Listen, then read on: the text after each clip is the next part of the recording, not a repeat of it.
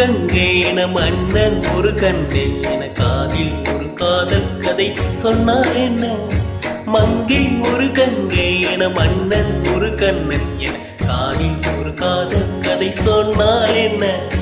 அத்தை மகளோ மாமன் மகளோ சொந்தம் எதுவோ பந்தம் எதுவோ சந்தித்ததும் சிந்தித்ததும் சித்தித்திட அம்மாடி நீதான் இல்லாத நானும் வெண்மேகம் வந்து நீந்தாத வானம் தாங்காத ஏக்கம் போதும் போதும் ராசாத்தி ஒன்ன காணாத நெஞ்சி காத்தாடி போகாடுது பொழுதாகி போச்சு விளக்கேத்தியாச்சு பொன்மானே ஒன்ன